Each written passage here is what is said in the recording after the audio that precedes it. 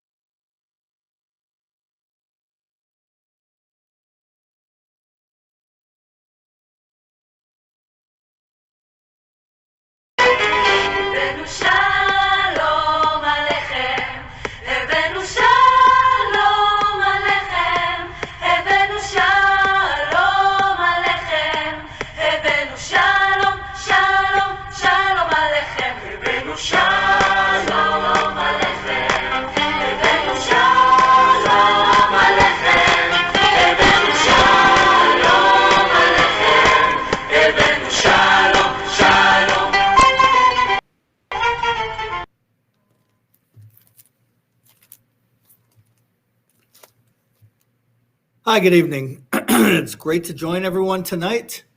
Thank you for tuning into our show, the Never Again show. Again, it's a phone-in as well. People can call in. The number on the screen, 647-510-5535. We have Rabbi Ben Packer from Israel, from Jerusalem, who's going to be joining us tonight. You could also call in, ask him questions. He's very involved. He's working with, assisting the deputy mayor of Jerusalem, in fact, Aryeh King, and they're doing very important work reclaiming Jewish properties in Jerusalem. Very important, very vital, very topical right now.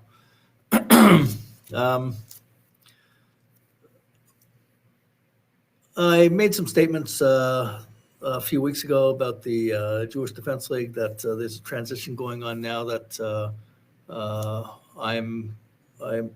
I opened up a new organization and a new website. I wanted to let everyone know about that. The website is up and running now, and the name is Israel Now. Be part of the IN organization, the IN group. Don't be left out. Join Israel Now, IN. Those are the initials. That's the logo. We're going to be doing a lot of advocacy work, very important, exposing and confronting the BDS. There's so much work to do. The language of the BDS groups today is more vulgar than any other time I could recall. The anti-Semitism is just rampant and clear. They don't hide anything now. We're going to get into that. We're going to show some video on that. There's a silver lining right now. We made history. Yesterday and today, this morning, it ended. The foreign minister of Israel was in the United Arab Emirates to cut the ribbon, officially opening up the Israeli embassy in the United Arab Emirates. And the same is happening in Israel with the United Arab Emirates. And there's trade and there's people to people. And it's a great feeling that we have Arab friends now in the Middle East. And it's wonderful to see Arabs and Jews, Muslims working together, and they fully recognize the right of Israel to exist as a Jewish state. That's important. And economic ties are also important. What's going on? Prosperity, friendship, everyone is benefiting from it. Conversely, the opposite is the case with the BDS and with Hamas and those who don't want to recognize Israel. And we're going to be getting into that tonight. We're going to be jumping in 100%. But first, as we do on every show, we discuss the Parsha that's coming up this week. And it's Parsha's Pinchas. And I asked Rabbi Ben Pector if he could give a short explanation about the Parsha, and he agreed to, and he'll put it very succinct for everyone and contemporary, so it relates to today, in fact, and that's how it's going to be. Ben, how are you? Thank you. Great to be back. Great to be back. This week's Parsha, as Meir mentioned, is Parsha Pinchas, and of course the main action in this week's Parsha is that there's a situation in the camp of the Israelites in the desert where some immorality is going on, and Pinchas takes it upon himself to stop this incident, and it does require a certain level of violence, but he does that and he stops the immorality, and by doing so he stops a plague that was affecting the Jewish people. The way most the rabbis talk about what was the heroism of Pinchas. So on one hand, say, well, he attacked the people who were doing immorality. That was heroic of him. But the rabbis tell us that that was good. But what's more important is that he had to be concerned about what the other people were going to say. The rest of the Jewish people, they would say, oh, you overreacted, or maybe there was a different way, or which often is just a cop-out, to not do anything. And this is so clear to us, the Jewish world today. We see it everywhere. That, all these people with their criticisms, but not with any real ideas about what to do. There's a lot of, problems within the Jewish community when it comes to reacting to those who are attacking us and causing us problems. So I think that that's something we can very much relate to. Just like Pinchas had to worry about what the people were going to say about him, we also have that problem. And like Pinchas, we need to somewhat ignore that situation and do what's right. So I think that's the one of the main messages from this week's parsha.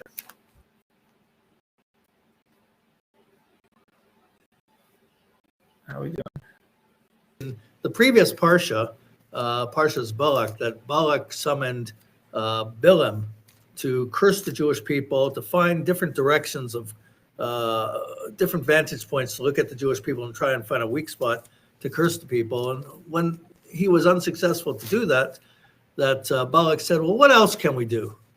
And then he said, find some of the Jews to try to entice them with your women. Maybe you could weaken them that way. Maybe there's a weak spot and then that led into Parshas Pinchas, where they were thinking, life is good in the wilderness. Why do we have to go to Israel? It's going to be hard. This is comfortable. Hey, look at these people. They really like us. She likes me. No alternative motive, although they're asking to go and prostrate themselves to idols and everything. That's besides the point. But, and then Pinchas took matters into his own hands and said, we have a purpose and we have to go to Israel, and we left Egypt, and what do you do? What are you guys, stupid? We just got the Torah on Mount Sinai. God spoke to us. Let's do what's right. And the rest is history. We march into Israel. It's ours. It's our inheritance.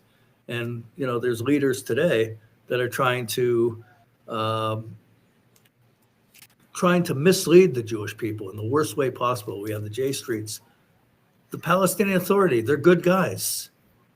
They're better than Hamas. They don't say the same kind of words, but they do have the slave for pay policy. Yasser Arafat orchestrated the Intifada and murdered thousands of Jews.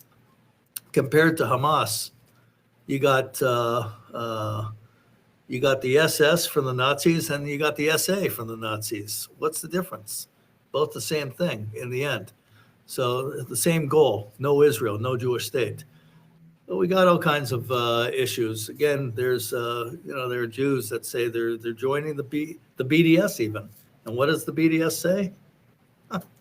They're very clear what they say. There's Ben, you're in Jerusalem, and you're in the heart of everything that's going on, and you're involved with reclaiming Jewish properties, and you know exactly what's going on in Shimon Hasidic neighborhood.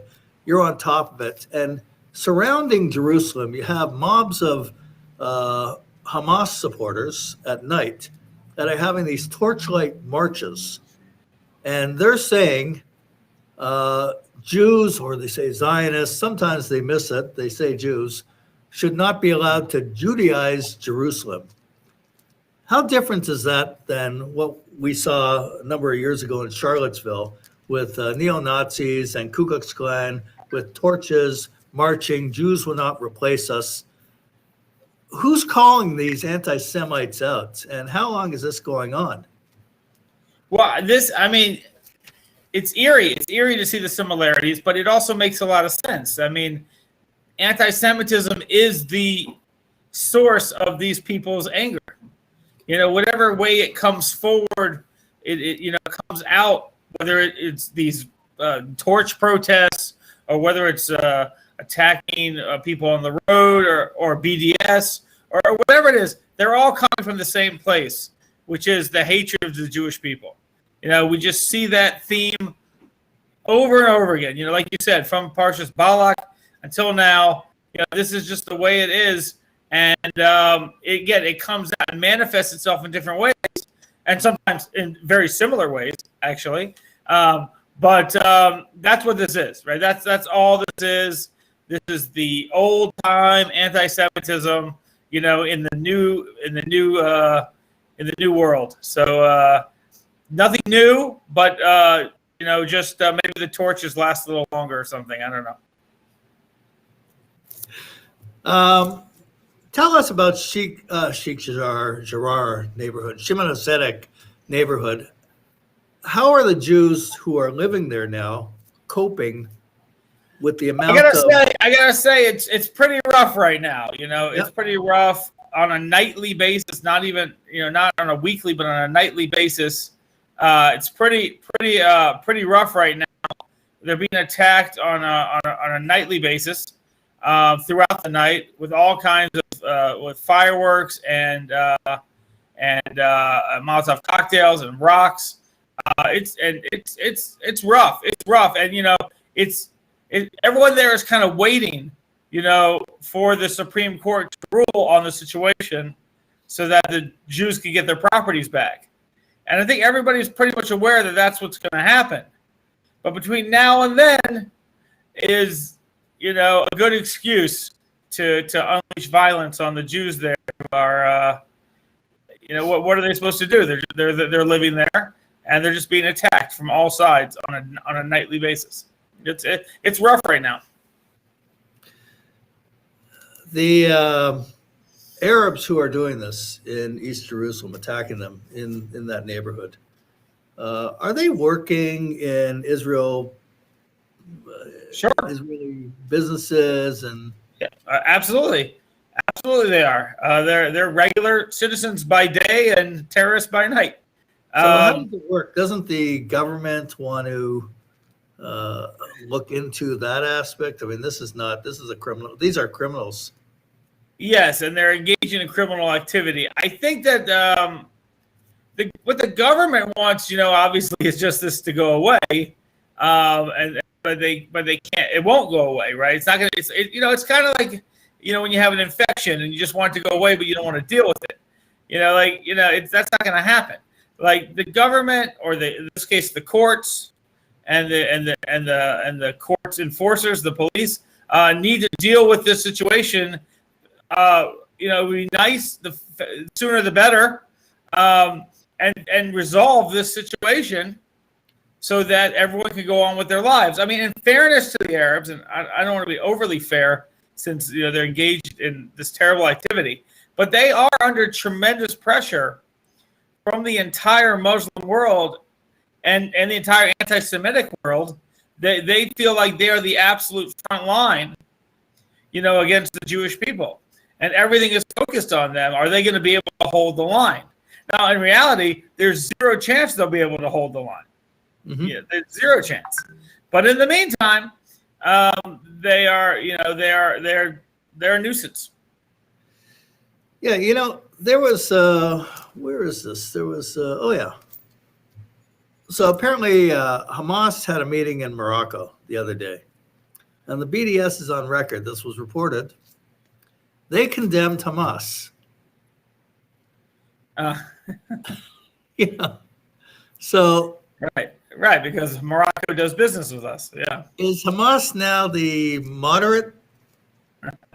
Well, When you're in the insane asylum, it's really hard to kind of compare different people. and in Judea and Samaria, in Ramallah, there's a lot of protests and fighting that's going on against the PA. They're calling for Muhammad Abbas to resign, and the issue has to do with an Arab who was living there, who was an opponent of the PA, who's on record opposing any security cooperation with the PA and Israel. He's got a long list of support for terrorism for Hamas and such. So is this the moderate voice in that area? No, well, there is no real moderate voice, if we must be honest. But this guy, basically he doesn't like the cooperation with the Israeli security forces because that's what keeps Abbas in power. If there wasn't that security cooperation, Hamas would just kill him. They would just kill him. So the Israeli army is in effect protecting, Mahmoud Abbas, and this guy doesn't like that because he wants to get rid of him. Now, he was one step behind, I guess you could say, and Abbas got to him first and took him out. The middle, as I call it, the Middle Eastern cancel culture. So it's a little different than in the West, but they canceled him forever. And some people are not very happy about that. But at the end of the day, Abbas, again, he's a terrorist, but he's not a dumb terrorist. He does work with the Israeli authorities, the security services, enough to keep himself alive. Right. So you can see why that would be frustrating for his rivals. I mean, this guy who was killed was planning to run in the elections for their parliament that were just canceled by Abbas. So obviously that must have also been very frustrating for him. So he was probably good and angry, and now he's dead. So his followers, his supporters, must be very, very frustrated with the situation. Yeah, absolutely. What else do we have here? We got an organization that's a BDS group. They're masquerading as journalists here in Canada, and they're calling themselves CBC Palestine. Now, CBC puts out a lot of stories against Israel. That's a fact. But they don't believe CBC is anti-Israel enough. So they're trying to send some petitions around, and they're calling themselves CBC Palestine. With some fine print there, we are not the CBC. Very fine print. You got to find that. Yeah. That sounds like a potential lawsuit there. Yeah, you see all kinds of so-called journalists with their cameras and everything, and they're trying to slant everything. Push an Israeli soldier, push at you, get a reaction. All of a sudden, that's when the camera goes on. Yeah, absolutely. Listen, I mean, that's their audience. They're just, they're working their audience. There's a lot of anti-Semites out there. What can I tell you? Yeah. Baruch Hashem, we do have friends in the world, but there's a lot of anti-Semites out there. There's whole countries of them, and they're the ones who are, purchasing this content. So they're just working their crowd. Are you aware of this new hashtag that's out there by the BDS? Hashtag 27,027 kilometers. No. That's a new hashtag that's gaining a lot of traction on social media by BDS groups all over the place. And they claim that the size of Israel in terms of kilometers, square kilometers, is 27,027. That's their code word, their hashtag, instead of saying from the river to the sea. Because they've been called out for that one.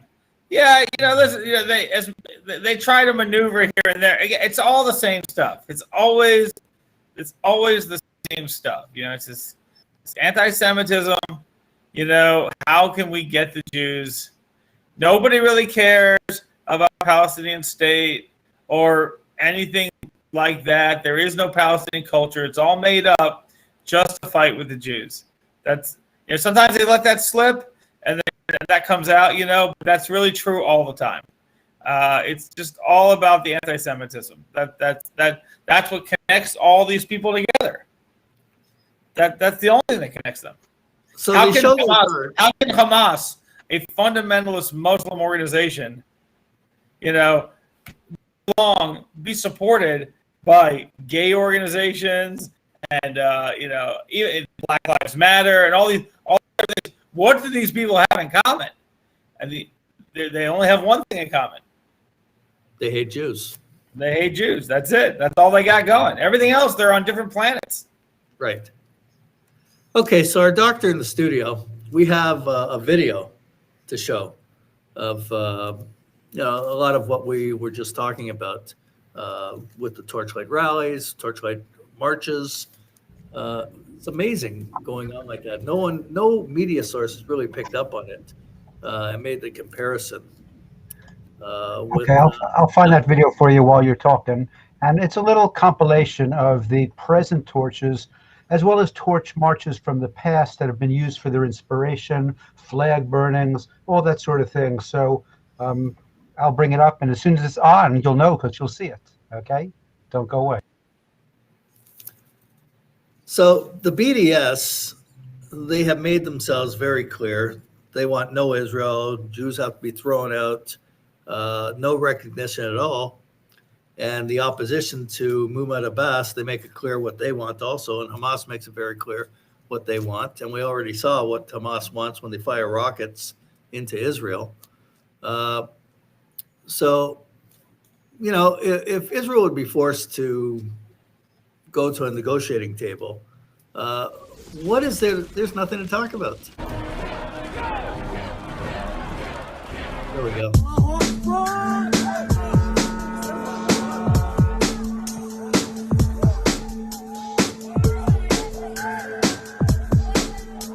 وإننا من الآن نبلغ العدو الإسرائيلي وكلابه المستوطنين بأننا لن نتراجع خطوة. One of the things I'll comment on is, it's hard at night to see. It's hard to see in the dark, even with the torches. And then he has most of his face covered, so that could be problematic. وسوف نكون الدرع الحامي لبلدتنا الحبيبة بيتا ولا أرض بيتا ولا فلسطين كافة. Who made this goddamn shit? Willard's wife. You make your own goddamn thing. Damn.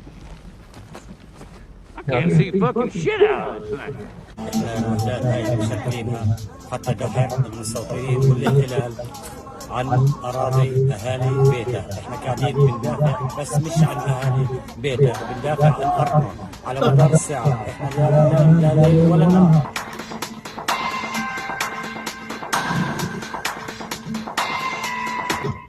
So they say it's been inspired by previous movements that have been gone through history. So I thought I'd just show an example of one of the movements which apparently inspired their present torchlight mass.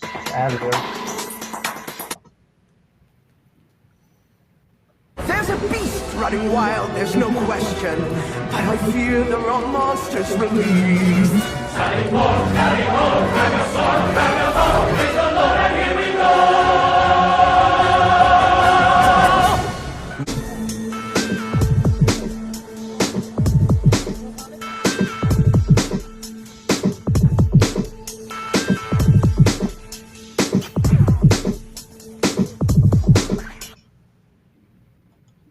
Again, more historical perspective as to where they get the idea of these nighttime raids with torches. So you go back history to some videos taken back in the 1920s.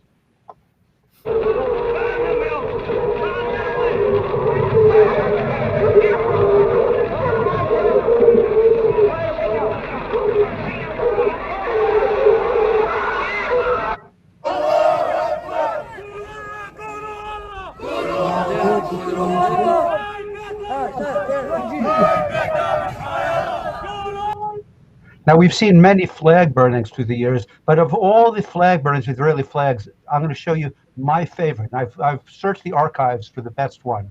A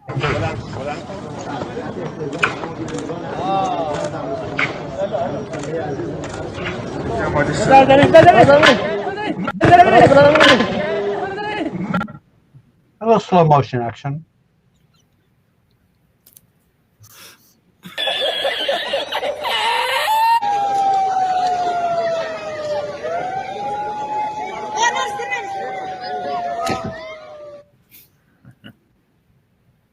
Now, I mean, is this not child abuse?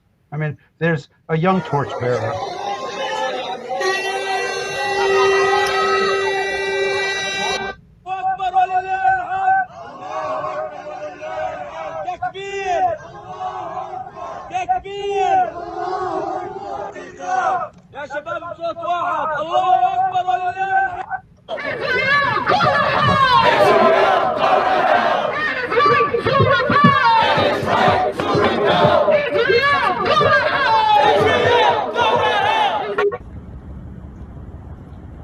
I mean, this is being tolerated and not shown in the media.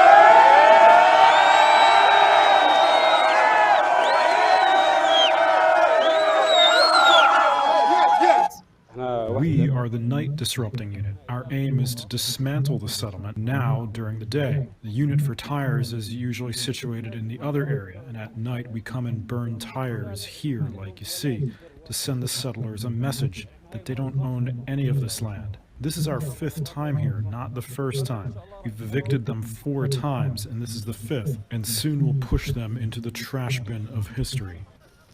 Givat Eviatar resident Eli Shapira says the settlers will not be intimidated. They won't drive us away from here because, again, we know this is our homeland, this is our forefathers' land, and we know we love the land, we want to be here. We know they come out of hate. They hate us, they hate the land, they hate everything. Okay, it's fine, so if they want to hate, they won't stay here. They won't survive here. Anyone who comes out of hate, we come out of love. Universitätsstädten Deutschlands wurden undeutsche und unsittliche Bücher von den Studenten eingesammelt und öffentlich verbrannt. Der Scheiterhaufen auf dem Oberplatz in Berlin.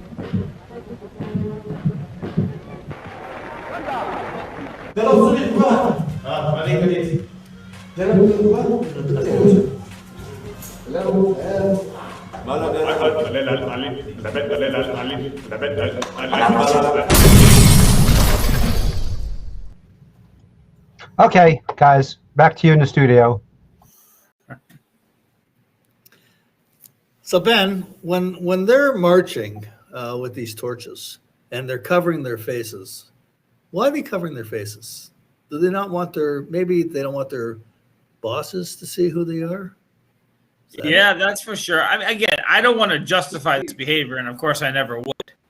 But again, you have to take into account the fact that the people living in that village, right, which is next to the Jewish community of Eviatar, right, are being looked at by the entire anti-Semitic world to hold the line, to not let this Jewish community, grow and prosper. Now, granted, they have virtually zero chance of success,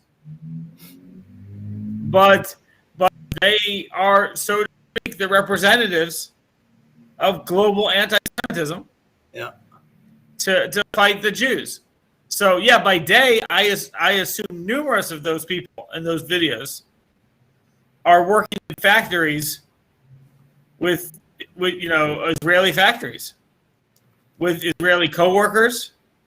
I'm sure they are. They definitely are. Mm-hmm. But at night they put on masks, and they, just like in previous times, and they do the role. They do what they're told to do. Right. So and the truth is, in both Shimon Tzaddik and over there by Eviatar, and in Canada, and in America, and everywhere else, the answer always is a strong response will send a clear message that to cut this stuff out. Mm-hmm. And a weak response will send an also clear message to keep it up and even make it worse. So it's very simple. None of this is new. None of this is unique. It's just a matter of, are we going to do it or not? Are we gonna deal with the problem or not deal with the problem? Yep. No, 100%. 100%. And with this this new group and there's other organizations out there as well doing important work, but a big focus is cybersecurity monitoring, the various BDS anti-Israel organizations out there, anyone who has an influence who wants Israel destroyed, monitoring these personalities as well, all over the globe. And we're reaching out to people, and I'll announce it here on the show. Anyone interested in helping out, contact us as well. israelnow.ca, that's the website.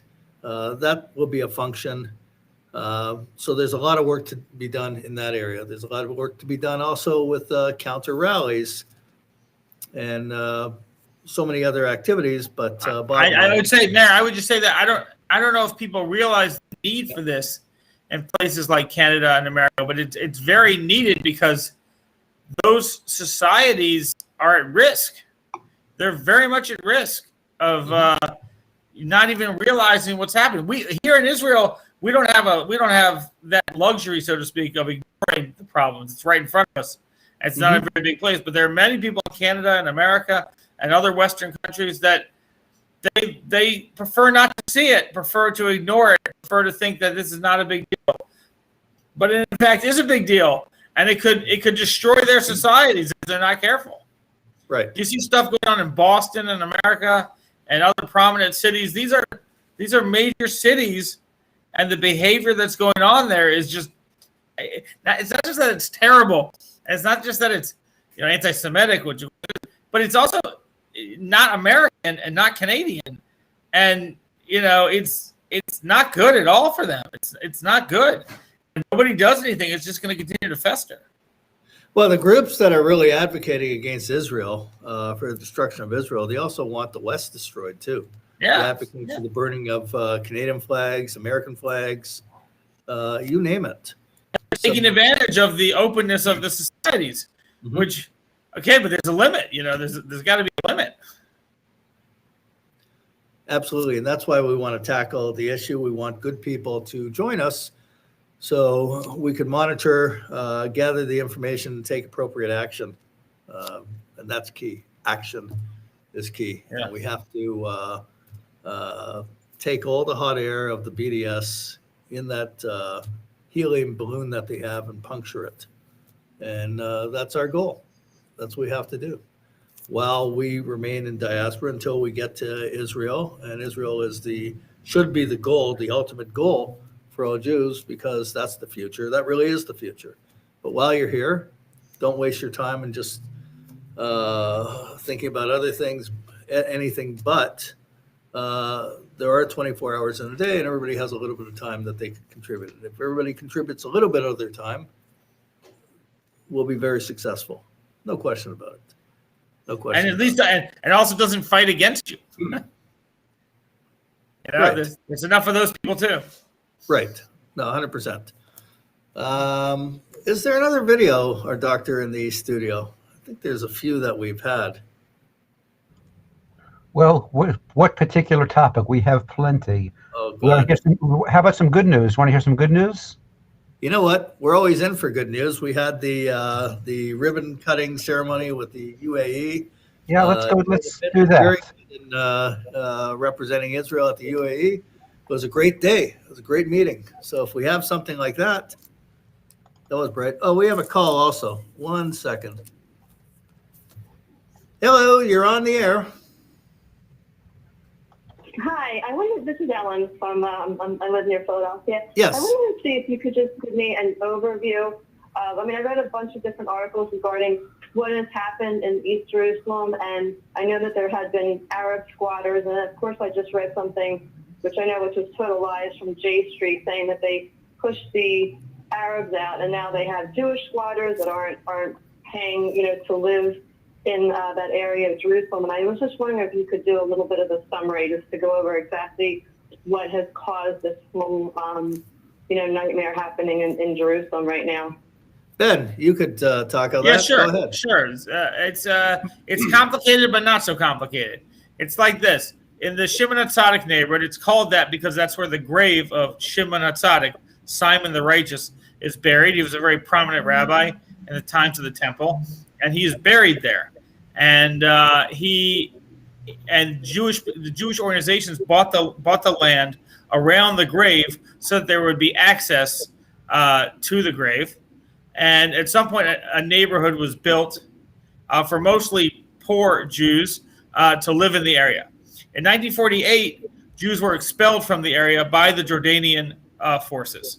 Okay, in 1967, Israel returned to that area. However, in those 20 years in between, Arabs have been placed on that land by the Jordanian government.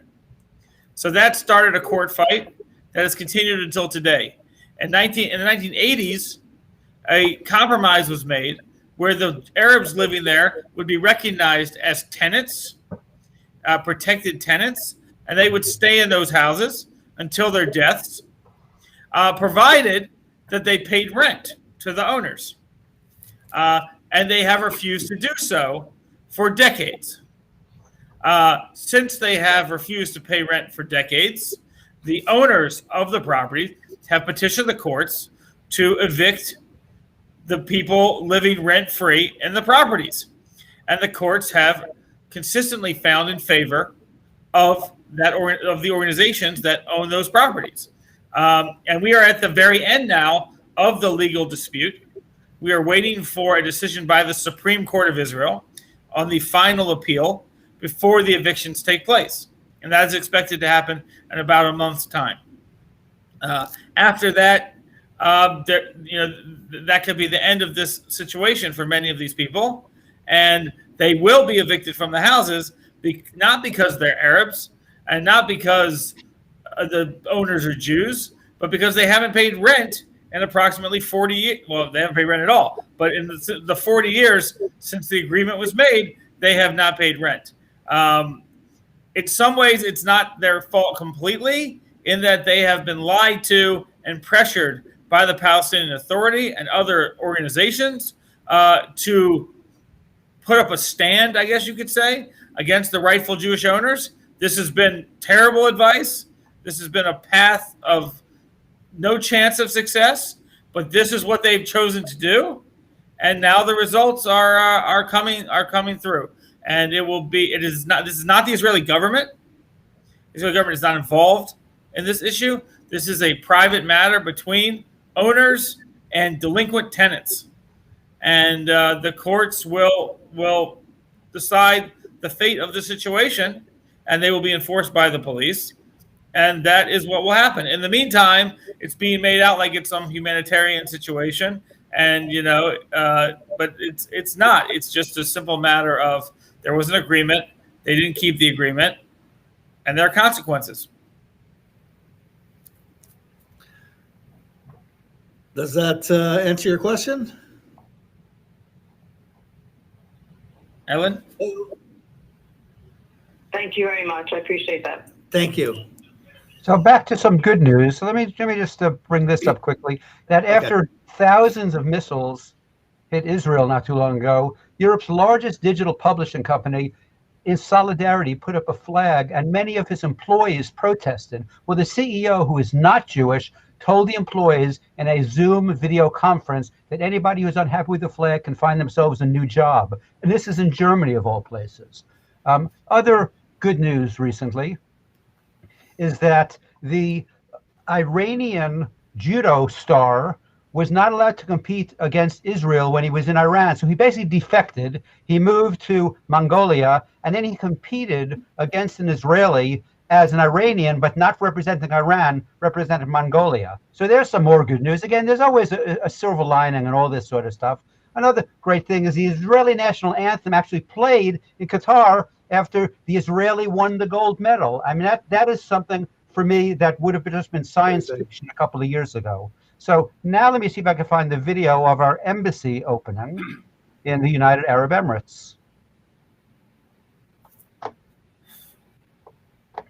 And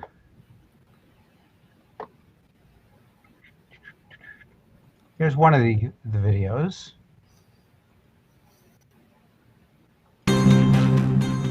It's the first ever official visit by a top Israeli diplomat to the United Arab Emirates. During his two-day trip, Israel's Foreign Minister Yair Lapid and his Emirati counterpart are expected to discuss a range of issues, the terms of an economic agreement, and the issue of Iran, which both countries view as a regional threat. Israel wants peace with its neighbors, with all its neighbors. We aren't going anywhere. The Middle East is our home, and we are here to stay. So we call on all the countries of the region to recognize that and to come to talk to us. Lapid inaugurated an Israeli embassy in Abu Dhabi and a consulate in Dubai, which he said... And a little more on that issue. A historic moment for Arab-Israeli relations. Foreign Minister Yair Lapid inaugurated his country's new Abu Dhabi embassy as he kicked off the highest-level visit by an Israeli official to the United Arab Emirates. Israel wants peace with its neighbors, with all its neighbors. We aren't going anywhere. The Middle East is our home, and we are here to stay. I want to thank on behalf of us all to Israel's former Prime Minister, Benjamin Netanyahu, who was the architect of the Abraham Accords and who worked tirelessly to bring them about. Since signing the Abraham Accords and normalizing relations in August 2020, the United Arab Emirates and Israel have rapidly expanded ties, encouraging tourism and bringing bilateral trade to several $100 million. A scenario that seemed unthinkable a few years ago, and that was made possible by the joint efforts of the Trump and Netanyahu administrations. While the two leaders are no longer in power, the deal has held, with their respective successors viewing Iran as their main regional rival. A common enemy that's helping reshape alliances in the Middle East, where the Palestinian question, long seen as a prerequisite to establishing diplomatic ties, has largely been swept under the rug. Lapid's visit came as Israel began demolishing homes to expand settlements in East Jerusalem's Silwan neighborhood. And only 6 weeks after a deadly war in Gaza, which drew widespread international condemnation. And while we're talking about good news, this is an Iranian who defected, now competing with an Israeli in a judo tournament. And this is what happens when we make peace with each other.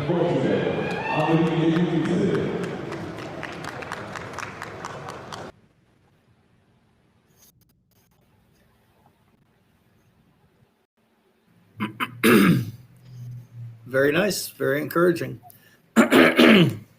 Ben, what's the mood like in Israel when there's the opening of the embassy in the United Arab Emirates? Just that video that we saw of an Iranian athlete defecting and competing with Israelis, and the embrace after the match. There's tremendous optimism. I mean, all of this happened in the time of COVID, really. And even then, the back and forth travel from Israel to these areas and the Gulf area has been tremendous, and it's expected to only get bigger and bigger. So I think people were relatively shocked at the initial breakthrough, but since then confidence is just booming. Not this past Shabbat, but the one before, I looked out my window and saw people from Bahrain walking down to the Western Wall on Friday night. I mean, just from the window of my house, and people were taking pictures with them and saying hi to them. And, we're going to see, I think people feel like we're going to see this more and more, and it's great and it's fine. Everybody's happy. And I think we're in a whole new era when it comes to these things. And, good times are ahead. There are still problems with Iran and other bad actors, Hezbollah, but there's a lot of goodwill and there's a lot of good things happening. And I think people are very confident, got to get out of this COVID situation, got Got to finish that up. But once that happens, I think you're already seeing tourism between the two countries. You're already seeing economic cooperation. So it's just going to get bigger and bigger. And then the other neighbors who are smart, they'll join in as well. They're going to want some of this good stuff also. So very confident. Israelis are very confident, very optimistic. Very in a very good place. So Israel has a lot to offer in terms of high tech with United Arab Emirates. There's no question about it. And the water technology and just so many different fields that Israel is engaged in and a world leader on. But there's also a lot of talk we're hearing about a pipeline from Eilat to Ashkelon for the oil, bypassing the Suez Canal. What can you tell us about that? I mean, I think it's just the tip of the iceberg. I mean, of course, it's a very big deal. And of course, these people in the Gulf, they're sophisticated people. They're not, they're not backwoods people. They've been in this business for a while, and they know what it takes to be successful. And they want to keep their options open. They want to have as many friends as possible. They don't want to be dependent on people. They don't want to be dependent on Egypt, no matter how good their relationship is. And that's where we come in. We're the new friend, and we offer a tremendous amount with as you mentioned, with that coast to the Mediterranean, and we're willing to play ball. Israel's willing to play ball. So the pipeline is a massive project with tremendous potential. There's many. We are already shipping natural gas to Jordan, and we can continue to ship that to other places as well. So it's going in both directions, literally.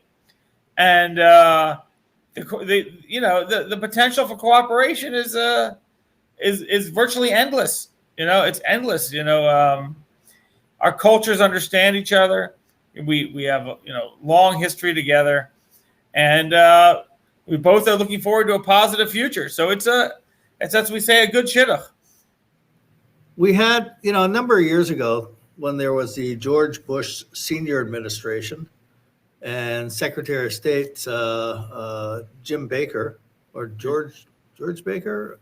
Jim. Yeah. Jim Baker. Okay. And James, they call him. Yeah. And he threatened Israel with to withhold loan guarantees of, I think it was $4 billion at the time, something like that. $4 or $5 billion in loan guarantees. So now, Israel has billionaires living in Israel. Israel's a very wealthy country. But with these deals, these gas deals and this pipeline that they're talking about, on what sphere does that put Israel now in terms of, like, those days are gone? It's not so easy to shake us down these days. Baker, Israel was in a tough spot. We were absorbing over 1 million Russian immigrants at the time, and we weren't nearly at the economic level we are at now. And then we were in a difficult spot, and he, unfortunately, and I think misguidedly, decided to try to shake us down in a time of our need, which, as you can tell, has not been remembered so fondly by Israel or the Jews. But nowadays, that's much harder to do. As I said, we're very diversified. Obviously, we have the high tech, the natural gas, the water, which, of course, in the Middle East is a big deal. The military, honestly, even the spiritual. We have a lot of spiritual capital, so to speak. Being in Israel, Jerusalem, the holy sites, the different places. We have a lot going on. We've gone a whole year now without tourism. And who would have thought that we could endure such a thing? But we have. And now, God willing, we'll have the tourism back. And we're ready to roll. We're ready to thrive with that tourism. So many different industries, so much different potential. If James Baker were to get up and say that today, people would just laugh in his face. Right.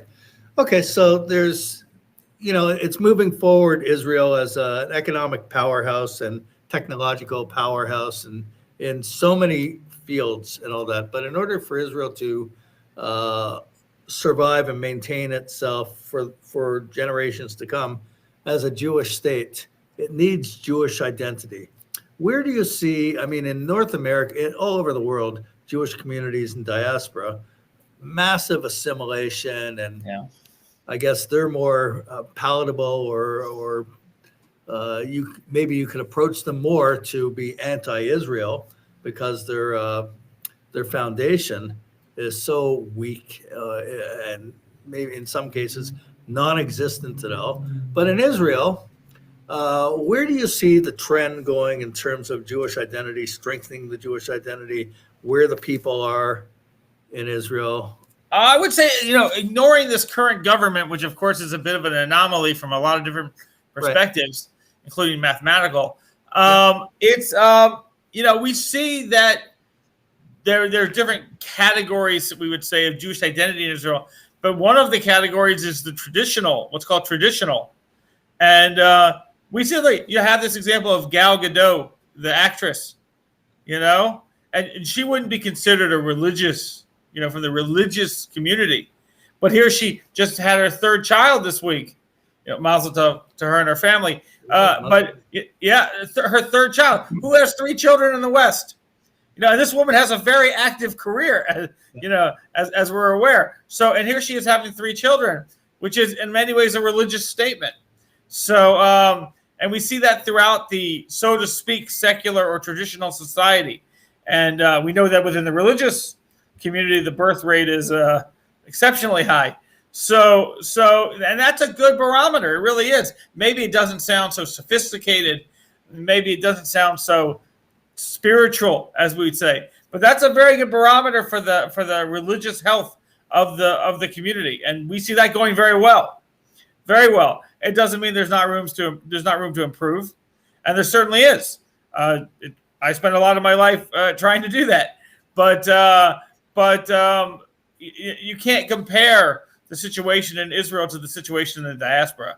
I often say there's nobody in Israel, nobody who doesn't know when the Jewish holidays are. At least know when they are. Everybody knows when Purim is. Everybody knows when Shavuos is. Shavuot. But in the diaspora, how many Jews are really aware when it's Purim? Right.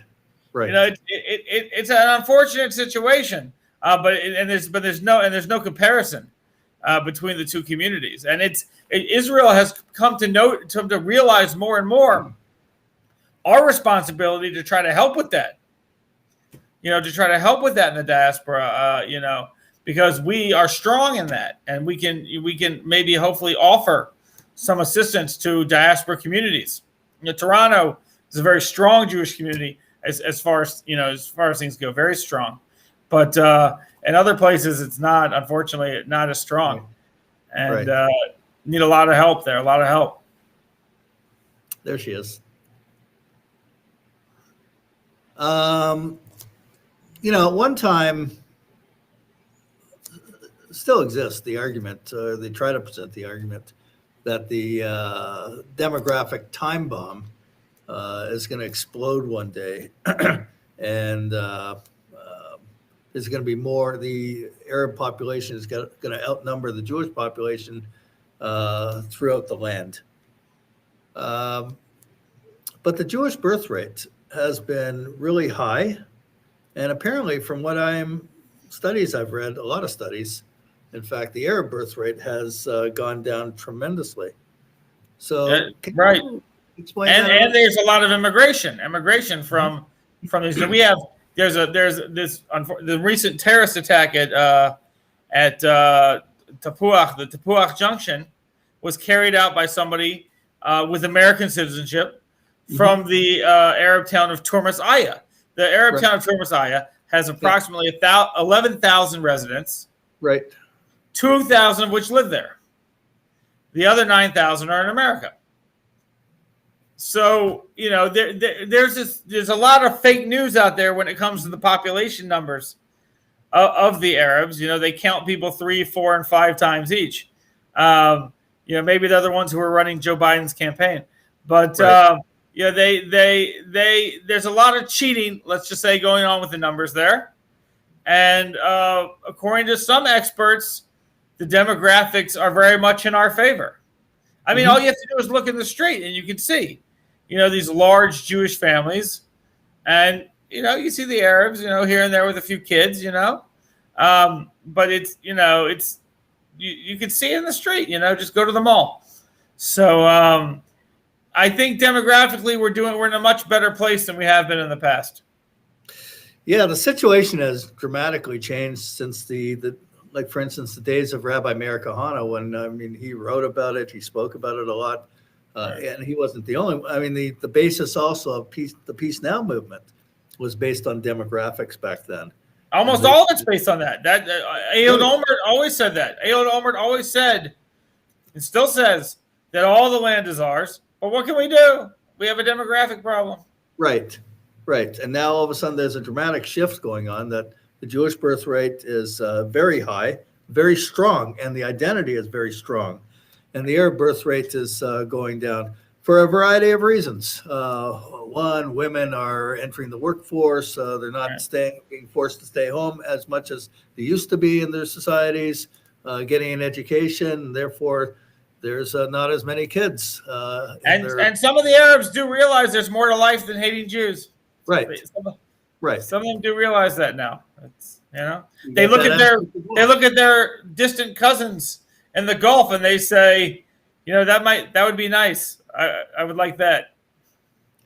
I see here in let's say in Canada and Toronto, we see what's going on in the States as well. These anti-Israel protests by BDS groups. You got Arabs from Iraq, Arabs from Syria joining, Arabs from Lebanon joining, Arabs from, they're not so-called Palestinians, these people who are joining. What's their beef? Yeah, a lot of times when people leave their religious identity, for some reason, the anti-Semitism is the only thing that sticks. Mm-hmm. You see that a lot of them are not so religious. They're not so involved even in their community. But when it comes to hating Jews, that's the one thing that stayed, Yeah. You actually see that in Montreal a lot. Interesting. A lot of the people over there have kind of left their Christian backgrounds. They're not so religious these days, but they kept that anti-Semitism over there. That's what they got going on. In Montreal, just the other day, there was a kosher business that was firebombed. I believe we got a video on that as well. That it's very dangerous. When you have a climate that's saturated with anti-Semitism, you got to figure one person's going to take it too far. You got to expect that. Absolutely, and anyways, the Torah does say that. Moses led the Jewish people out of Egypt. And it wasn't a picnic in Egypt at all. It was slavery and torture and murder of Jews going on. And he led them to Mount Sinai and ultimately to Israel. And it was Joshua who took over and did the final crossing of the Jordan into Israel. And that's where Jews are expected to be, not to remain in the wilderness. And when you say the wilderness, in the diaspora, whatever country it could be. The Rambam was the doctor of the Sultan in Spain, but then eventually he fled Spain. We have another call. You're on the air, sir. Excellent. How are you guys doing in Canada this evening? Very good. Is this Alan? It certainly is. Alan, how you doing? Terrific. Can you guys hear me okay with my phone on speaker? Yeah, we can hear you. Navigate. Oh, yeah, we can hear you. Okay. Yes. So I hope I'm not interrupting anything, with your guest. I don't want to take away his time. But I know we've spoken earlier just about what we're dealing with here in America. Right. So in the last few weeks, last week there was a doctor in Phoenix, Arizona, named Dr. Fida Risha. And she had written a whole long tweet about Israel's demise. And this came to light. So, of course, it was a big ruckus, and the Phoenix hospital suspended her. Well, now you have all these Arab groups coming to her defense, accusing the Jews of weaponizing anti-Semitism to silence her. CARE is now involved, and they are now suing the hospital for her suspension. Now, this is not the first time that something like this has happened. Back in 2018, a story came to light of a Palestinian named Lara Kola. Now, she was a pre-med student. And while she was a student, she had tweeted out that of her intent to inject Jewish patients with medications that would kill them. And she was working at the time at the Cleveland Clinic, and they fired her. Now, this goes back already. 2018 was when it was revealed, but she tweeted this in 2012. And I warned back then, for every idiot like her who tweets out what they're truly thinking, there are hundreds more who are just under the rock thinking the exact same thing. And that's what's happening in America today. Last week in Philadelphia, there was supposed to be this program put together by this feel-good organization, bringing together all these different ethnic groups who specialize in their own cuisine. One of them was called Moshava Israel, where they make Israeli cuisine. Threats were made of violence if they are allowed to participate, so they were disinvited. You were having last week, and on our show, we interviewed an Orthodox professor from Kingsborough Community College who resigned from the union after a secret vote was passed condemning Israel. And he went on to say about this is union-wide anti-Semitism amongst City University of New York, which covers many campuses. He told us the sure way to not get hired is to go to an interview wearing a yarmulke. This is happening in Brooklyn and New York. And as I'm telling everyone, these are not isolated incidents. This is not, a Jew ran into some bad luck walking down the street here.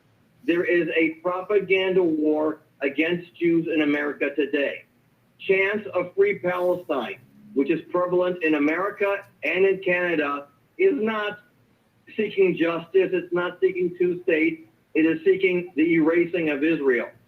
And what we have failed to do as a Jewish community is to fight back the narrative and create our own narrative. We have allowed them to define the conflict. We've allowed them to define the narrative. What we're good at is sending out fundraising letters saying, this and this group said this about Israel, send us $10 so we can fight back against them. But we are silent. And I never want to get too hyperbolic just for effect or make gratuitous attacks, but this is so reminiscent of what happened in the 30s in Germany. Hitler came to power. It didn't start with the gas chambers, and it did not start with words. It started with an agenda, and the agenda was to dehumanize the Jewish people until it became acceptable and tolerable. And that's exactly what is happening now. They are dehumanizing and delegitimizing the state of Israel. Sometimes they say Zionists, sometimes they say Jews, because they get off message themselves sometimes. But the agenda and the goal is the same: to deny Jewish history, to deny the Jewish connection to Israel, and to deny Israel. You have it. Remember, when Hitler came to power, he took over the media. Here in America, the media is already on their side. In the halls of Congress, you had President Biden praising Rashida Tlaib, calling her a fighter, and she's aggressive and she fights for what she believes in. And she said, when he was speaking in Michigan a few weeks ago, don't worry, I'll make sure that your grandmother is okay. Really? Your grandmother be okay? From whom? From the Israelis? Is that what you're insinuating? Steny Hoyer, who is the majority leader in the House of Congress, said about Rashida Tlaib, you may not agree with her, but she's a good person. When Ilhan Omar compared Israel and the U.S. to ISIS and Hamas, she was called down on it by 12 semi-courageous Democrats. So Nancy Pelosi, the third most powerful politician in America, demanded a clarification. Omar gave her some BS clarification, which was so meaningless. And Pelosi said, That's good enough for me. Let's move on. So they are winning. We're allowing them to win. It's a false narrative. It's a slanderous and a blood libelous narrative. We're not arguing over political issues. We are arguing about history, and we are arguing about survival. We Jews are losing, and I never thought that we would see the day that this is happening in America. But it's happening here, and I know in Canada, every day something else is happening. It's worse for you over there. Can you, Alan, when you mentioned CARE, are there Jewish organizations that work or support CARE that you're aware of in the States? If I had to venture, yeah, there are anti-Israel Jewish groups like If Not Now and Code Pink. They are certainly sympathetic to them, even if they're not walking in lockstep with them. Right. There's a group called Band of the Ark, whose board members include Peter Beinart and Alex Soros, son of George Soros. Right. So the answer is I can't tell you who they are, but I can have those groups certainly walk in lockstep with them. I wouldn't say that J Street goes that far, but J Street is even worse because they give cover to all of the anti-Israel Democrats in Congress. Right. There is a progressive caucus, which has approximately 96 members, which is pretty much almost a third of all House Democrats, and many of them spoke at J Street. And all of them have the same language. It's about advancing progressive values. It's about two states. But it's not just two states. It's two states with Israel going back to the 1967 borders, which are untenable. It's about accusing Israel of being an occupying force. So the narrative has already been clearly defined. Israel is an occupier, and now those in Washington have to figure out a nice and clean way to make Israel a de-occupier. Mm-hmm. They're not even arguing anymore if Israel is an occupier, because if you would reject the whole Free Palestine mantra and movement. Mm-hmm. Yeah, no question about it. Okay, so CARE is taking up the case of this doctor who wants to kill Jews. Yeah. Right. Well, again, I'm going to look for her exact quote because it's here on her website, and I think I even sent it to your doctor. Okay. See how good I am? I put Yes. in advance. Yes. The doctor of the whole crew over there. Yep. And now I'm looking for it. Basically, she accused Israel of murder, of Israel's thirst for blood. Israel will not survive. The end of Israel is near.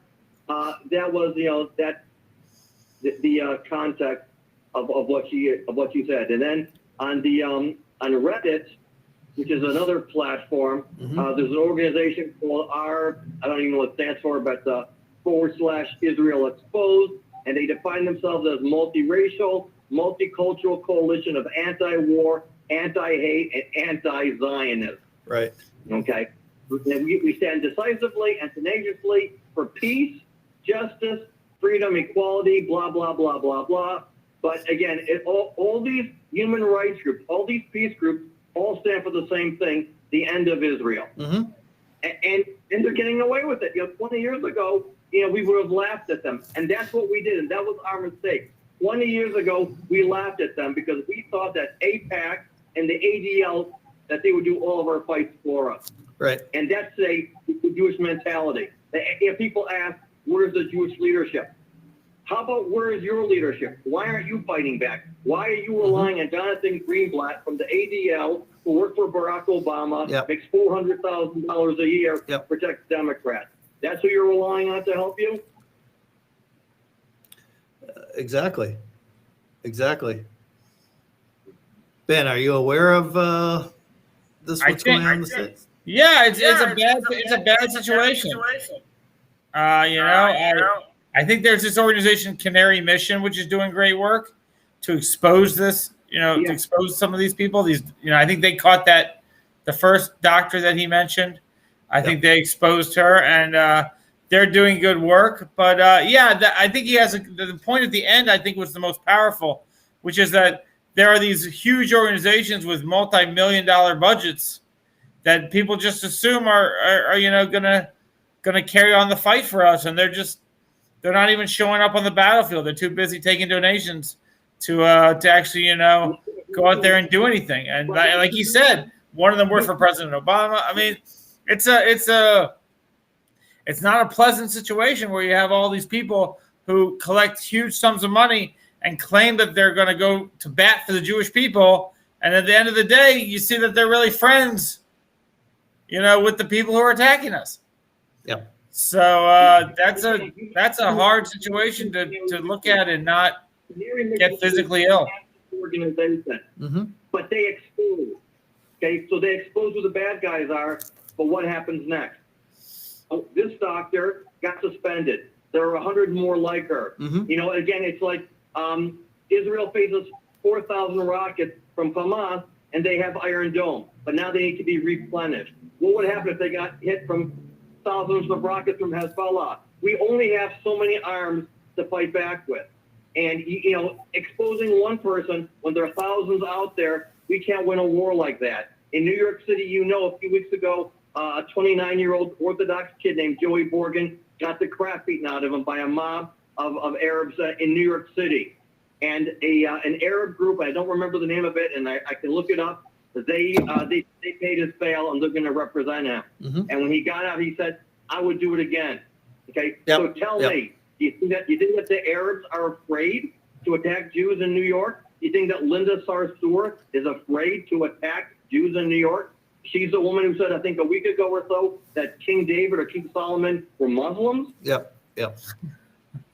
Right. So again, what's the ADL going to do? The Jews have become way too complacent, and we're outnumbered, and we're outmessaged. It's not a joke when they say you have 3 Jews and you have 4 opinions. It's more like you've got 3 Jews, you've got 100 opinions, or you've got 1 billion Muslims, and they're on one message. And that's the difference between us and them. They have one message, and they have never wavered. The BDS movement is a perfect example. They try to get it rammed through on a college campus. The first time it gets declined, they try it again, gets declined, but then the votes become more narrow. And then they hold a vote on a Friday night when they know that the Jews can't participate and block the vote. And this is what's happening, and this is what's going to continue to happen. And I predicted years ago, one day they're going to get smart. They're going to learn from the Jews how to organize, and they're going to outsmart us, and they're going to out-organize us. They're going to out-message us. And you know what? They've won. Well, they are learning from the Jews, because Jews are attending their meetings where they have, like here in Toronto, they had what was called the Canadian Muslim Vote Dinner. And you had a prominent rabbi who went there. I'm sure they gave him a kosher meal there to make him feel good. And there were other Jews who attended the meeting. And what is the essence of the Canadian Muslim Vote dinner? Obviously, to lobby members of parliament to agree with them, their positions, which are anti-Israel. And so when you attend such a function, such a dinner, and you got the president of the largest Orthodox synagogue in Canada that attended also, former CEO of the Canadian Jewish Congress attending, they're very happy to attend. I think maybe they were totally naive when they went, and I tried to explain to them what the consequence will be, and they try and accuse me of being a hate monger for just showing them the truth. But now it's coming back full circle. But however, one thing I would like to say about that, there's a lot of Israelis who live in Canada, in the United States, that went to the IDF, have training. And there's a lot of Jews who attend gyms and have won awards and are into martial arts and a lot. Jews have to stand up, and they have to be shamed into taking a stand for their community, because there's absolutely, the muscle is there, and there's absolutely no reason why we shouldn't be able to count on them to come out and take a stand. It's absolutely pathetic when I hear what's going on in New York City, when you see how many Jews live in New York City, and with the virulent hate that's going on and attacks on Jews and physical attacks on Jews, when you see the types of numbers that Jews have in New York, and they're turning the other cheek or just allowing people to beat them and just wondering who's going to stand up for me. Well, there's plenty of people there who should be able to stand up and take a stand. And I'm not even saying that you got to start forming martial arts clubs or anything. They're there already in our community who know what to do. They're just lazy to take a stand, or they're turning a blind eye to what's going on. Again, they got to be shamed into coming out and taking a stand for the community, and we have to count on one another. Mayor, we have a mayor's race. So we had a primary here last week. You had a race for mayor, you had a race for comptroller. Now, the comptroller is usually the person who runs for mayor when they're term limited, and they control the pension. So the person who I think won, or at least was winning, is a guy named Brad Lander. Hey, you can't get more of a Jewish name than that. And you know what his campaign was all about? Go ahead. I was endorsed by AOC, Bernie Sanders, and Elizabeth Warren. This is who he's bragging on. Now, if you're running for office in New York City and you're bragging about being endorsed by people who are anti-Israel, that shows you the direction that we are going on. The fact that he controls the pensions, there is no doubt that he will be pressured by certain groups to divest any pension money from New York from Israel. One of the mayoral candidates was a guy named Andrew Yang.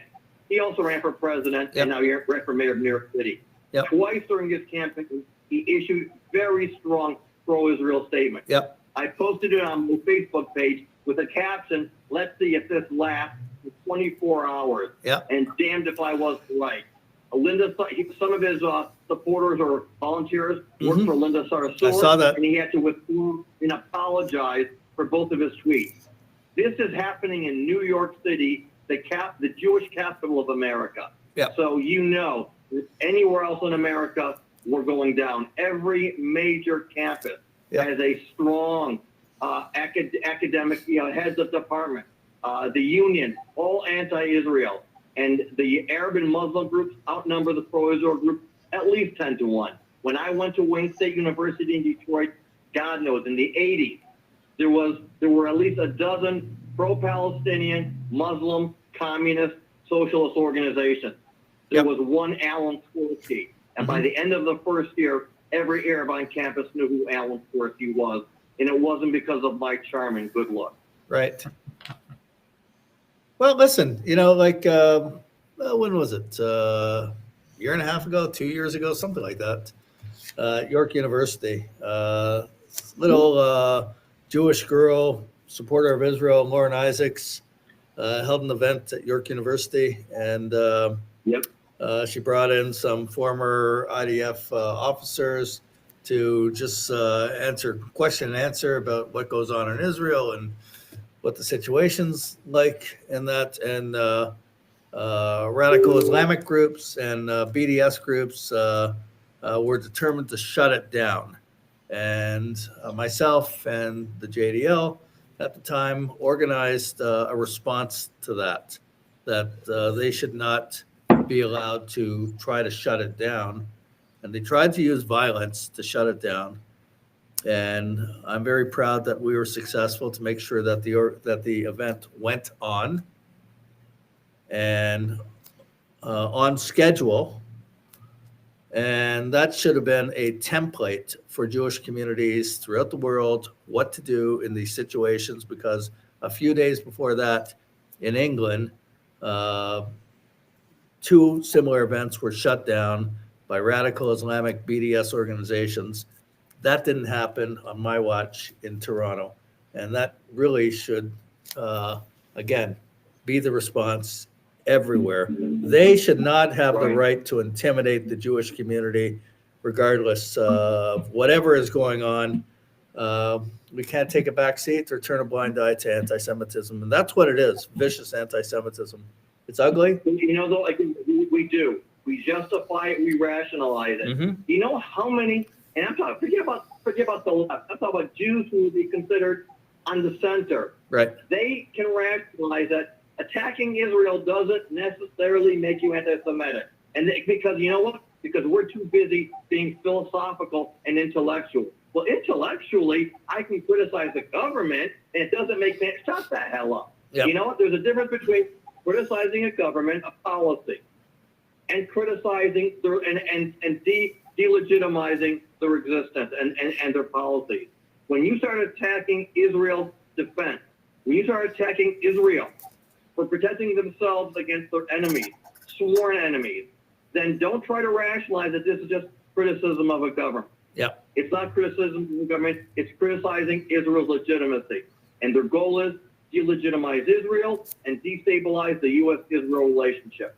That's where this caucus is going, this Hamas caucus and the Progressive caucus. And we're letting it happen because, you know, we've been outsmarted. AIPAC is AIPAC used to be the only game in town.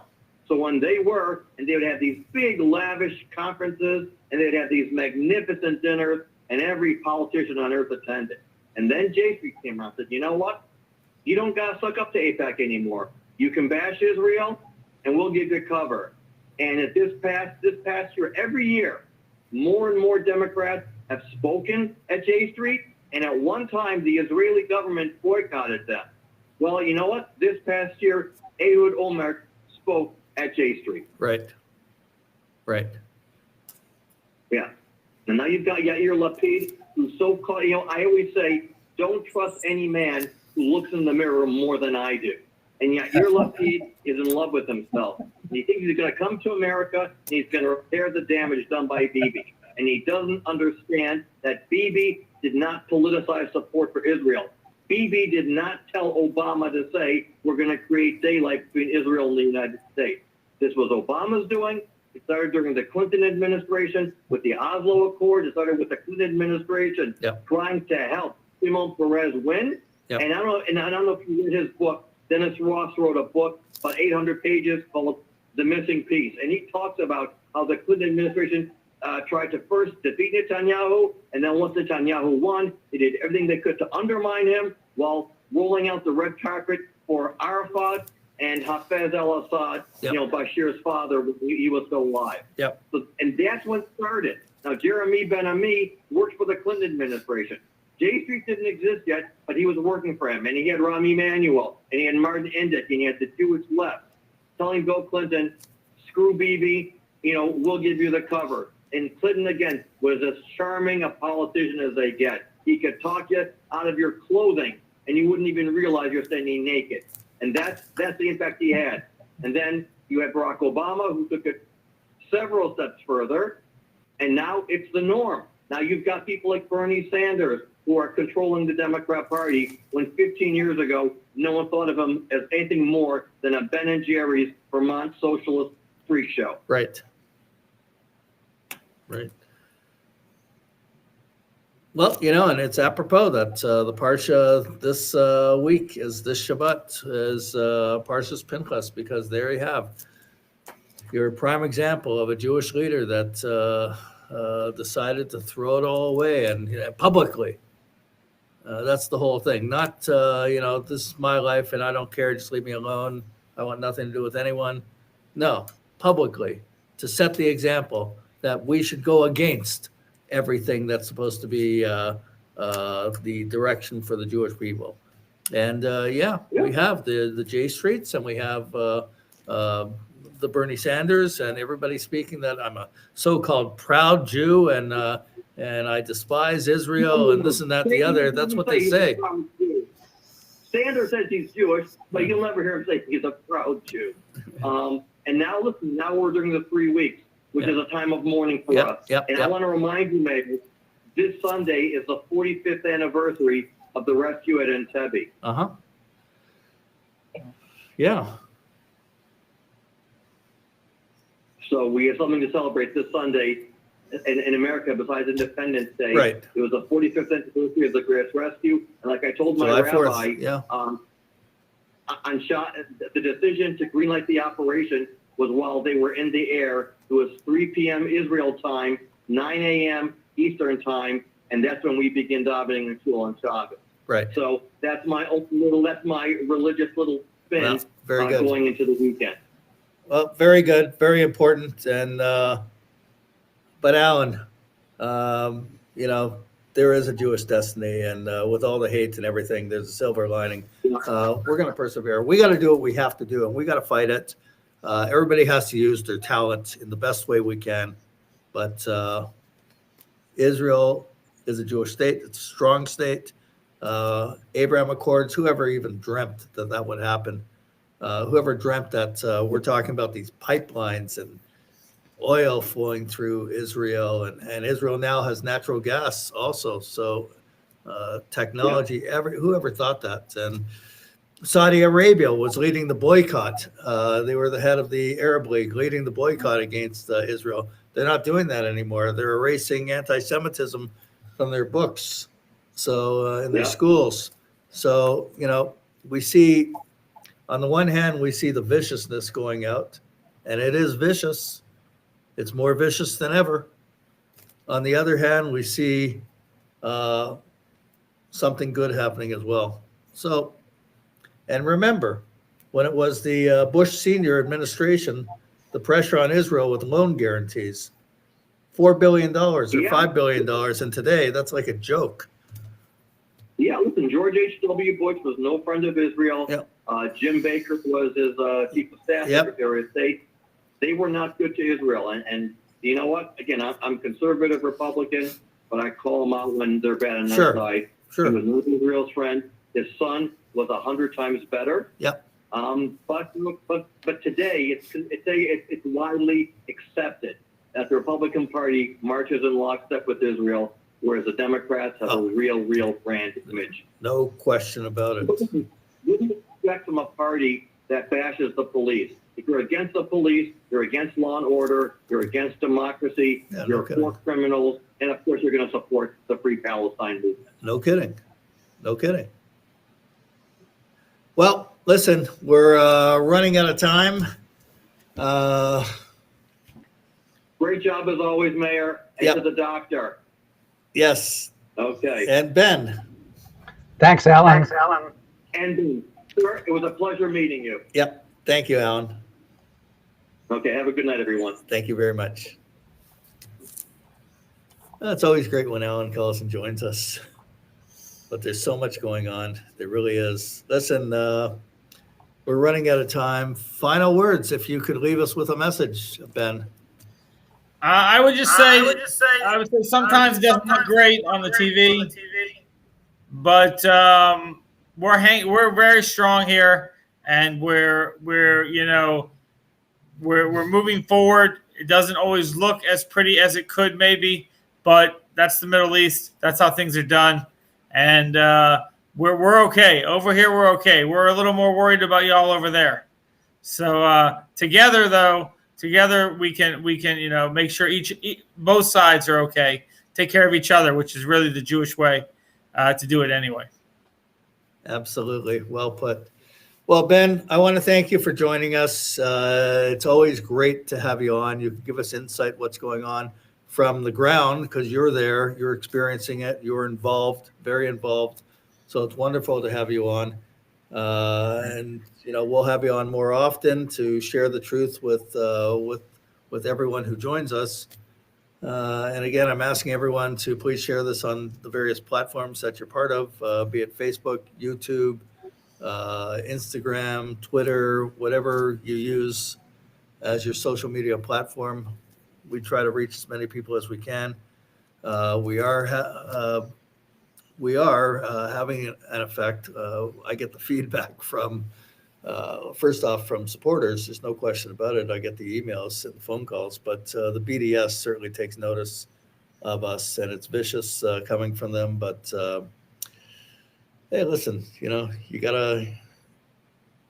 I'm not a rookie at this, and I'm determined to set them back. No question about it.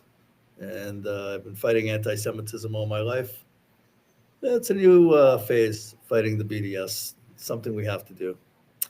Our doctor in the studio, do we have a great song to put on? I can't hear you. You can't hear him.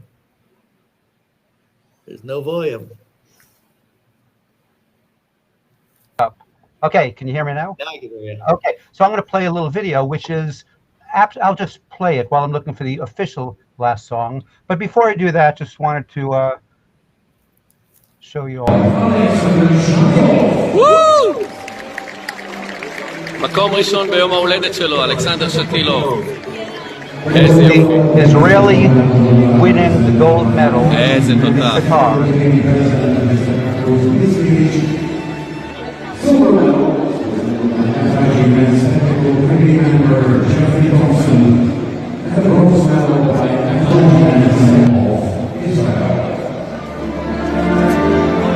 גבירותיי ורבותיי, איזו התרגשות.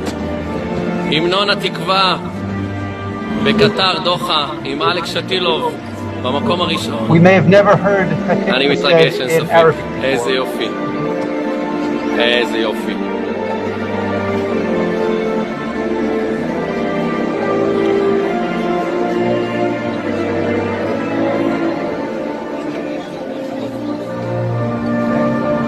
והנה דגל ישראל, צבעי כחול לבן, כאן במקום המיוחד הזה.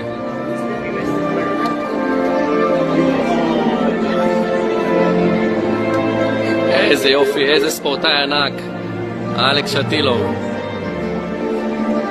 ארץ ציון ירושלים, להיות עם חופשי בארצנו, ארץ ציון ירושלים. בראבו. Now, if that's not truly a miraculous happening in our lifetimes, I'm going to try to find. I always look for a song to end the episode with, and I came across this. Nope, that's not it. So let me let you guys keep talking for a minute, and I'm going to see if I could find. Oh, here they are. So basically, I found this couple. They're from America. They actually met in Safat, Israel.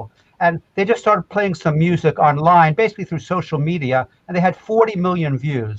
Now, since I haven't asked their permission, I don't know the copyright, I'm going to play a couple of short little portions of some of their songs, and then hopefully next week we get permission to actually play a complete song. So here's a couple of examples of their amazing work.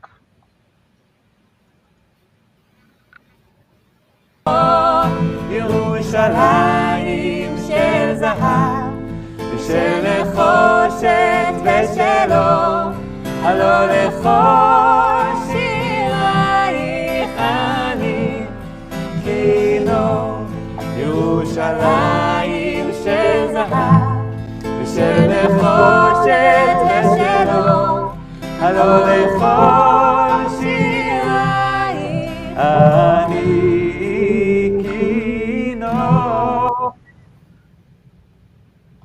שמור עלינו כמו ילדים, שמור ואל תעזוב, תן לנו אור ושמחה נאור. You can find them at yoninamusic.com. You can listen to a lot of their work, but we should support them. שמור עלינו כמו ילדים, שמור ואל תעזוב, תן לנו אור ושמחה נאורים.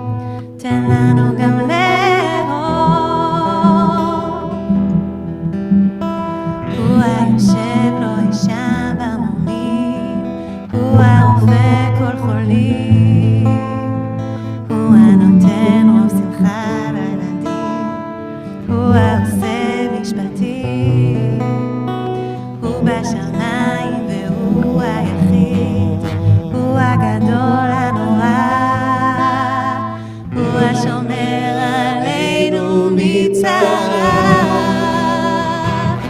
אלוקיי שמור עלינו כמו ילדים, שמור ואל תעזוב, תן לנו אור ושמחת נעורים, תן לנו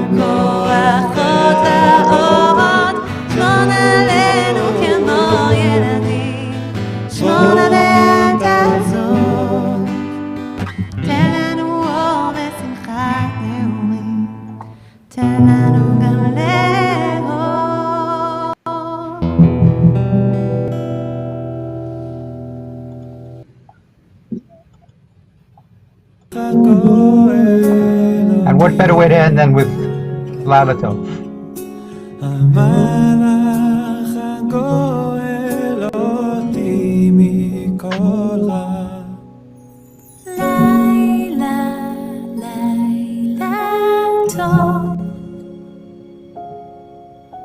חיבוק של ירח, כוכב מנשק את מצחך.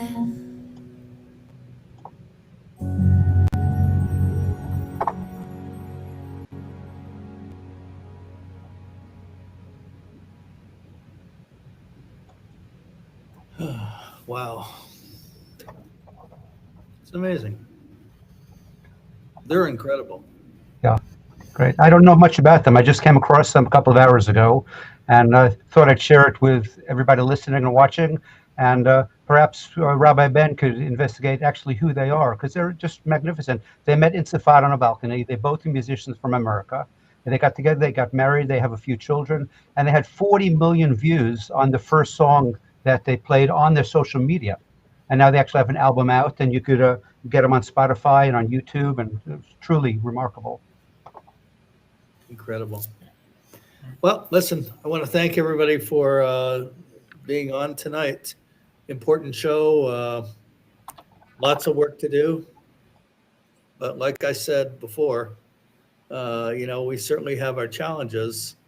But, as Ben has reiterated, Israel is strong in every regard, in every single regard, everything that's needed for Israel to stay strong. As a Jewish state, identity is strong. Demographics are strong for the Jewish people in Israel. Reaching out, reaching agreements, the Abraham Accords, very important in terms of people to people getting along with in that area of the Middle East with Arab countries. So there could be some form of stability there. Contrast that with the challenges that exist, that there was a meeting of the leader of Hamas and the leader of Hezbollah. Yeah, they're plotting. Yeah, they got tons of rockets pointed at Israel. There is one thing that keeps them up at night, all of them. And it's every suit jacket has it. It's a button. Okay, it's a button. Israel has a button. Now, if Israel decided, and Israel doesn't want to make that decision, we don't want that decision, to push a button, but there is that option. Israel is not going down. That's clear. We're not lining up for Auschwitz. That's not going to happen. In 73, when the Arab countries thought that they would exterminate the Jews and defeat Israel, Golda Meir was ready to push that button if need be. And magically, there were airlifts of weapons coming to Israel from a reluctant Nixon administration at the time. Israel will do what Israel has to do to survive, but that button keeps Hamas, Hezbollah, Iran up at night. There's no question about it. But hopefully we'll never have to use that button. But we're not going down. We're not going to entertain these Jew haters, the BDS, that they think that when they say go back to Europe, we know what they mean. Go back to the camps. Are you insane? We say never again. We believe never again. And we'll do what we have to do. So we're going to investigate these BDS groups, these radical Islamic organizations. Our goal is to take them down. We have to expose all these anti-Semitic organizations. And we'll be successful. We'll be successful. Israel will be successful. The Jewish people will be successful. The only ones amongst the Jewish people who will not be successful, unfortunately, will be those who decide they want to join either the Jew haters or just decided that they don't want to be Jewish, don't want to be counted with their people, unfortunately. So we have to try and reach out to those ones that are unaffiliated. And, we have our work cut out for us, but you got to do whatever you could do. And I want to thank everybody for tuning in. Please share this. We'll be back next week, Wednesday night. A lot of work. It's amazing that we've had this show every Wednesday night for, I think, the past, 7 months, 8 months, something like that. We're going strong. And don't forget to mention that israelnow.ca is a new website. Okay, Yes. it's important that we start getting followers. We already have 500 people on our Facebook page in 2 days. Yeah. So we're on Facebook. Join us. Be part of it. We'll open up other social media accounts for the Israel Now organization, be it on Instagram, Twitter. We'll do that as well. We'll get the word out. Join us. Be part of the solution. Stand up proud. And like we say with Israel Now, be part of the in crowd. Don't be left out. You need Israel Now. IN. Those are the initials. Israel Now. Israel Now. Israel Now. Israel Now. Say it. Join us. Thank you very much. Any last comments before we go to our closing song? One last comment, just being vigilant, being defensive. I think that we need to know how to defend ourselves. And I think that this is an important thing, not to forget that this is coming soon to a Judaica shop near you, the Concealed Carry Tallet Bag. Get one today. And we'll close with